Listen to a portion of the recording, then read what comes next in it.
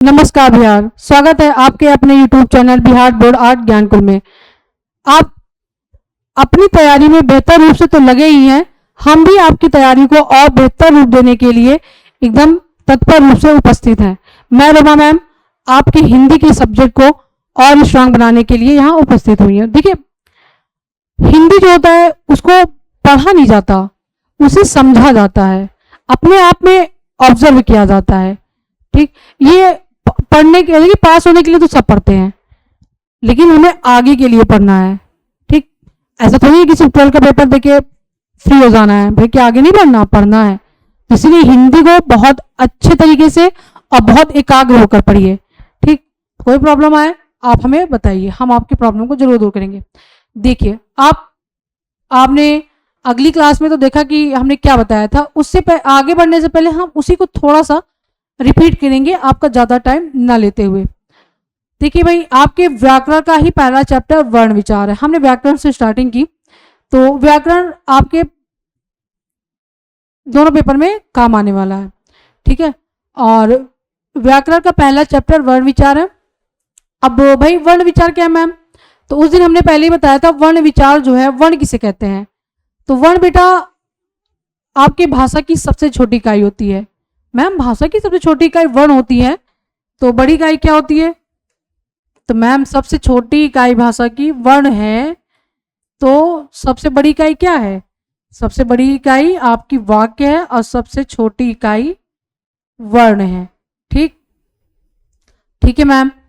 तो विचार क्या है, आप देखिए, किसी भी बात को समझना, उसके बारे में अध्ययन मनन करना। अब अध्ययन हम किस चीज का करते हैं, तो उसकी क्या विशेषताएं हैं, उसकी उत्पत्ति कैसे हुई, उसका जन्म कहाँ कब कैसे हुआ, इन सब चीज़ों के बारे में बात करें। लेकिन वहाँ यहाँ उस चीज़ की बात नहीं है, यहाँ सिर्फ वर्ण की बात है।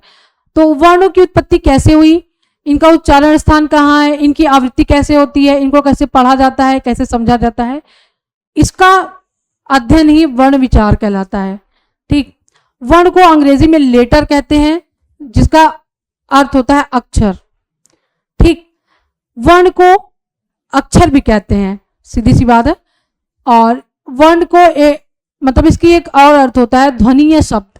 आप देखिए, ध्वनीय शब्द, जब हम कुछ अपने आप में बोलते हैं ना, शब्दों का उच्चारण करते हैं या फिर बातों का आदान प्रदान करते हैं, हम अपने मुंह से जो भी कुछ भी उच्चारित करते हैं, वो सब किस में आता है, तो बच्चों वो सब वर्ण के अंतर्गत आता है।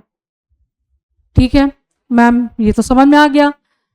अब देखिए, आगे बढ़ने से पहले हम बस वही नहीं, थोड़ा सा रिवीजन, आगे बढ़ जाना मैटर नहीं करता, चीज़ों को आपको समझ में आना चाहिए, भले उसके लिए 2 मिनट क्यों रिवीजन ही ना करना पड़े। मैम वर्ण विचार तो आपने बता दिया, अब वर्ण कितने प्रकार के होते हैं ये बता दीजिए जल्दी से। तो भाई वर्ण आपके 3 होते हैं, स्वर होते हैं, व्यंजन होते हैं और अयोग व वर्ण होते हैं। तो मैम स्वर क्या होता है बच्चों, जिनको उच्चारित करने के लिए हमें अपने मुख से किसी अंग को टच ना करना पड़े, मतलब मुख में हमें किसी अंग को टच ना करना पड़े, उसे स्वर कहते हैं। स्वर की एक परिभाषा और है, जिन वर्णों का उच्चारण स्वतंत्र रूप से होता है। ठीक, जिन वर्णों का उच्चारण स्वतंत्र रूप से होता है उसे स्वर कहते हैं। ठीक है मैम। व्यंजन क्या है, व्यंजन वो होते हैं जिनके उच्चारण में हम अपने मुख से किसी ना किसी अंग को टच करते हैं। ठीक, वो व्यंजन होता है। इसकी एक परिभाषा ये होती है कि व्यंजन जो होते हैं बिना स्वरों की सहायता से उच्चारित नहीं किए जा सकते। ठीक है, मतलब व्यंजन जो होते हैं, अगर आपको का लिखना है तो का में देखिए, जैसे मान लीजिए ये का है, तो ये एक व्यंजन है, लेकिन हम आपसे ये कहेंगे का जो है वो बिना स्वर की सहायता से उच्चारित ही नहीं होगा, ये अपूर्ण हो जाएगा जब तक इसमें स्वर नहीं लगेगा। कैसे मैम, तो ये बेटा का प्लस आ बराबर का होता है। ठीक, ये आपका पूर्ण का हो गया। यहां पे स्वर लगा कि नहीं लगा, ऐसे ही चाहे खा हो, ठीक है, चाहे गा हो, कोई भी व्यंजन हो, वो बिना स्वर की सहायता से उच्चारित नहीं होते। मैम तीसरा अयोग वाक्य क्या होता है, तो बेटा अयोग व वर्ण वो होते हैं जो स्वर और व्यंजन में एक मध्यस्थता की, मतलब बीच की भूमिका निभाते हैं। कभी कभी क्या होता है, स्वर और व्यंजन में कुछ उच्चारण करने में कठिनाइयां आती हैं, उसके लिए अयोग व वर्ण की बात करते हैं। आने वाली क्लास में हम इस पर बात करेंगे। हमने आपसे थोड़ा सा इंट्रो दिया कि हमने उस दिन क्या पढ़ा हुआ था। रिवीजन बहुत जरूरी होता है। चलिए आगे बढ़ते हैं।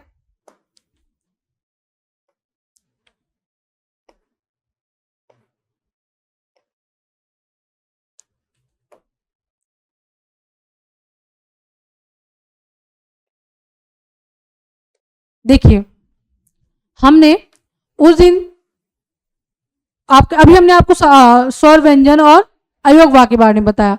उस दिन हमने अयोगवा तक आपकी सारी क्लास हुई। उसके आगे की क्लास है स्वर वर्ण कितने भेद होते हैं, मतलब स्वर जो होता है वो कितने प्रकार का होता है। तो बेटा स्वर जो है वो 2 प्रकार के होते हैं। कौन कौन से होते हैं मैम? तो स्वर जो है वो 2 प्रकार का होता है, एक मूल स्वर होता है, एक संयुक्त स्वर होता है। तो मैम मूल स्वर क्या होता है? मैम मूल स्वर क्या होता है? तो भाई मूल स्वर फिर हमने बताया मूल स्वर वो होते हैं जो एकदम बिना, वो एकदम स्वतंत्र हैं, ठीक, जिनके उच्चारण में हमें किसी की मदद लेने की जरूरत नहीं पड़ती। इनकी संख्या 11 होती है, मतलब मूल स्वर जो होते हैं वो 11 होते हैं।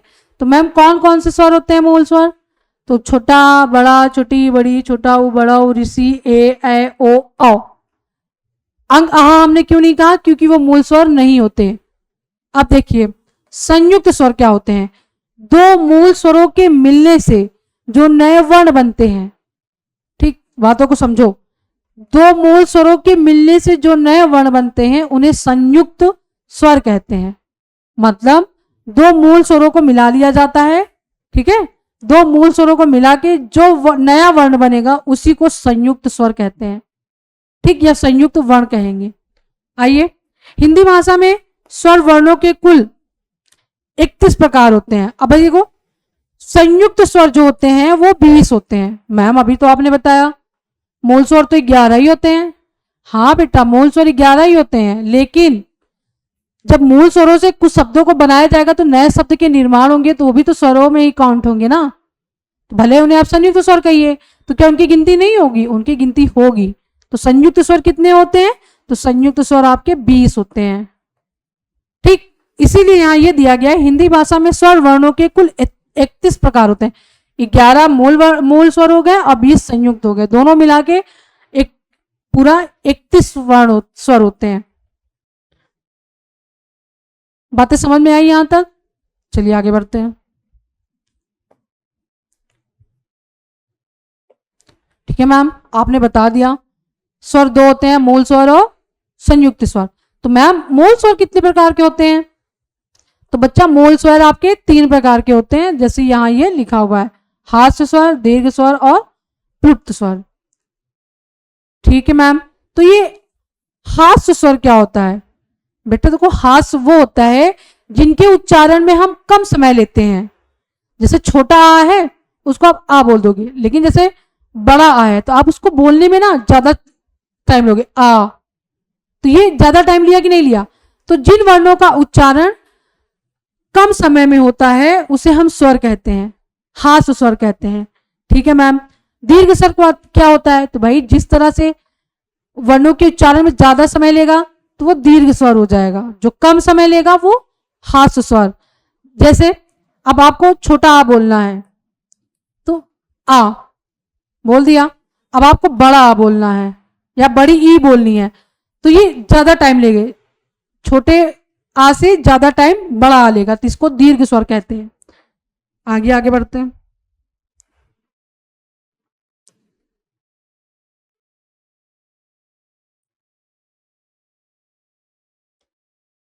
देखिए मूल स्वर वर्ण 3 प्रकार के होते हैं।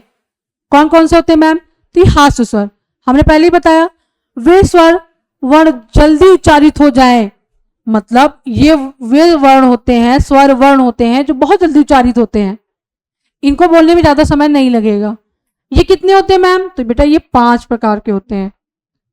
ठीक, तो कौन कौन से होते हैं मैम ये कौन कौन से होते हैं? तो भाई ये छोटा हो गया, छोटी ई हो गया, छोटा ऊ हो गया, ऋषि हो गया और ए हो गया। इनको जब भी आप बोलेंगे तो ये बहुत कम समय लेंगे बोलने में। उसी के अपोजिट या उसी के विपरीत जब आप बोलेंगे दीर्घ स्वर, ये स्वर वर्ण धीरे धीरे उच्चारित होते हैं, मतलब इनके उच्चारण में ज्यादा समय लगता है। ये हिंदी में 6 होते हैं, मतलब हिंदी में जो है दीर्घ स्वरों की संख्या जो होती है वो 6 होती है। अब देखो बेटा 5 और 6 मिला के मूल स्वर 11 हो गए कि नहीं हो गए? तो मैम ये 6 दीर्घ स्वर कौन कौन से होते हैं? तो भाई ये बड़ा, बड़ी, बड़ा ऊ, ए, ओ, आओ, ये आपके दीर्घ स्वर हो गए जिनका उच्चारण ज्यादा समय में होता है। तो मैम आपने प्लुप्त स्वर भी बताया था। हाँ भाई बता रहे हैं ना, प्लुप्त स्वर ये एक विशेष प्रकार के स्वर वर्ण होते हैं जिन्हें लिखते समय आह की तरह, ठीक, जिन्हें लिखते समय आह की तरह दर्शाया जाता है। उन्हें उच्चारित करते समय हम उन्हें लंबे समय तक खींचते, मतलब जो और लंबे समय तक आह, जब हम आह बोलते हैं तो वो और लंबे समय लेता है आ के अकॉर्डिंग, मतलब जब जितना ज्यादा समय, सबसे ज्यादा समय प्लुप्त स्वर वो लेते हैं उच्चारण में, इसीलिए इन्हें प्लुप्त स्वर कहा जाता है। और उन्हें उच्चारित करते समय हम उन्हें लंबा समय खींचते हैं। ये प्रायः उच्चारण में दीर्घ स्वर से अधिक समय लेते हैं। वही बातें यहाँ लिखी हुई हैं, प्रायः ये उच्चारण में दीर्घ स्वरों से अधिक का समय लेते हैं, इसलिए इन्हें प्लुप्त स्वर कहते हैं। यहां तक बातें समझ में आई? नहीं समझ में आई? एक बार हम आपको फिर समझा देते हैं। हास्य स्वर वो होते हैं जो कम समय लेते हैं। ये 5 टाइप के होते हैं। दीर्घ स्वर वो होते हैं जो बहुत ज्यादा समय लेते हैं उच्चारण करने में, हास्य स्वर के उसमें तुलना में। अब देखिए दीर्घ स्वर की तुलना में जो ज्यादा समय ले उसे प्लुप्त कहते हैं।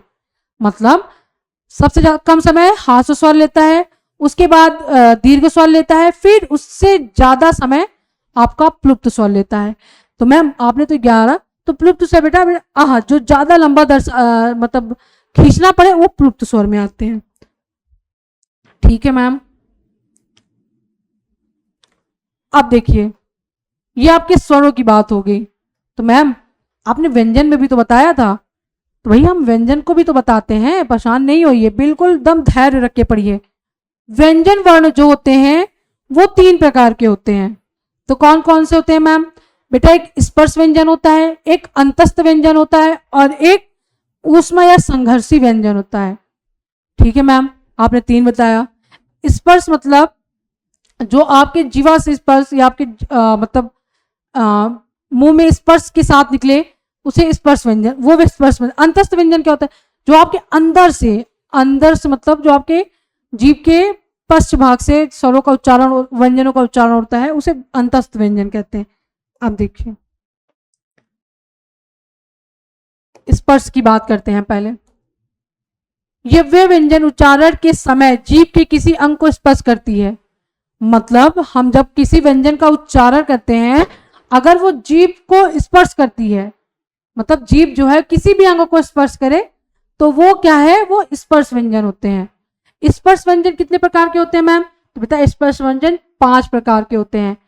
कंठ होते हैं, ठीक है मैम, तालव्य होता है, ठीक है मैम, मूर्धन्य होता है, दंत होता है, अवोष्ठ होता है। ठीक है। अब देखिए कंठ मतलब आपके कंठ से कौन कौन से स्वर निकलते हैं, सॉरी व्यंजन निकलते हैं। तो का वर्ग आप लिख सकते हैं, का, खा, गा, घा, अंगा, इनका उच्चारण जो होता है आपके कंठ से होता है। ठीक। तालव्य स्पर्श व्यंजन क्या है? चा, छा, जा, झा। जब आप इनका उच्चारण करेंगे तो आप तालव्य से, ठीक, आप अपने तालव्य से इनका उच्चारण करेंगे। मूर्धन्य स्पर्श व्यंजन होते हैं टा, ठा, डा, डा, अड़ा, इनका जो है आप मूर्धन्य से इनका उच्चारण होता है। दंत से ता, था, दा, धा, ना। आप जब दंत या फिर ता, था, दा का उच्चारण करते हैं तो आपकी जिह्वा जो है वो दांत से स्पर्श करती है, तब जाके ता, था, दा, धा, ना वर्णों का मतलब व्यंजनों का उच्चारण होता है। ओष्ठ मतलब जब आप पा, अब देखिए पा बोल के देखिए, पा, फा, बा, भा, मा, जब आप इन व्यंजनों का उच्चारण करते हैं तो आप अपने ओष्ठ को स्पर्श करते हैं। बोल के देखिएगा, क्लियर हो जाएगा। ओष्ठ। ठीक। आपके स्पर्श व्यंजन कितने प्रकार के होते हैं? तो भाई स्पर्श व्यंजन 5 प्रकार के, कंठ, तालव, मूर्धन्य, दंत, ओष्ठ। ठीक है मैम। अब हमने क्या बताया, जब आप का वर्ग का उच्चारण करोगे तो आप एकदम कंठ से उच्चारित करेंगे।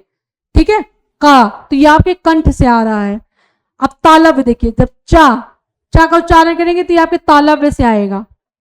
मूर्धन टा, ठा, डा, ढा, आना, ये सब मूर्धन्य से। दंत, जब आप ता को बोलेंगे तो आपकी जिह्वा जो है वो दंत को स्पर्श करेगी। जब आप ओष्ठ, जब आप पापा बाबा माँ बोलेंगे तो आपकी जिह्वा जो है वो आपके ओठों को स्पर्श करती है, इसलिए उसको ओष्ठ या ओष्ठ स्पर्श व्यंजन कहा जाता है। चलिए, हो सकता आपको यहाँ तक की बातें समझ में आई हो, आगे बढ़ते हैं। ठीक है मैम, स्पर्श व्यंजन समझ में आ गया। तो मैम ये अंतस्थ व्यंजन क्या होता है? देखो भाई, अंतस्थ व्यंजन वो होता है जब हम अपनी जीवा को, ये देखिए लिखा हो, अपनी जीव मुख के किसी अंतिम भाग को मिलाकर व्यंजन का उच्चारण करते हैं। जब हम अपने जीवा या जीव को किसी मुंह के अंतिम भाग को छू के स्पर्श करते हैं, मतलब बोलते हैं, तो वो क्या है? अंतस्थ। देखिए अंतस्थ लिखा हुआ है, अंत मतलब अंदर से, जो व्यंजन आपके अंदर से उच्चारित हो, मतलब मुख के पश्च भाग से, तो वो अंतस्थ व्यंजन है। ठीक, तो मैम एक बार इसको पढ़ दीजिए। जब जीभ मुख के किसी अंतिम भाग से मिलकर व्यंजन का उच्चारण करती है तो वो अंतस्थ व्यंजन कहलाती है। ऐसे व्यंजन को अंतस्थ व्यंजन कहते हैं। मैम अंतस्थ व्यंजन कितने प्रकार के होते हैं? तो बेटा अंतस्थ व्यंजन जो है वो 4 प्रकार के होते हैं। अब आपने देखा, हमने स्पर्श व्यंजन में सिर्फ माँ तक की बात की थी, पापा बाबा माँ, बस। आप देखो, या, यहां लिख देते हैं हम, या, रा, ला, वा, ये आपके अंतस्थ व्यंजन है। जब आप इनका उच्चारण करेंगे तो आपकी जीवा जो है वो मुख के पश्च भाग को स्पर्श करके तब आएगी, इसलिए इसको अंतस्थ व्यंजन कहते हैं। उसमें संघर्षी व्यंजन क्या होते हैं मैम? जब श्वास की गर्मी के कारण व्यंजन का निर्माण होता है। नहीं समझ में आया?